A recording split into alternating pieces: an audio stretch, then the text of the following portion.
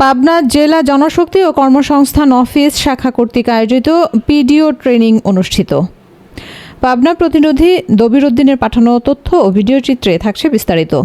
আজ 18 আগস্ট রোজ মঙ্গলবার সকাল 9 ঘটিকা হতে পাবনা জেলা কর্মসংস্থান ও জনশক্তি অফিস কর্তৃক আয়োজিত পিডিও ট্রেনিং কর্মশালা পাবনা পিডিও ট্রেনিং হল রুমে অনুষ্ঠিত হয়েছে। এখানে বাংলাদেশ থেকে বিশ্বের বিভিন্ন দেশে কর্মসংস্থানের জন্য যাহারা যাচ্ছেন তাদেরকে প্রবাসে যাওয়ার পরে বাস্তবতার ভিত্তিতে কি করতে হবে তার উপরে সাময়িক পরামর্শ প্রদান করা হচ্ছে।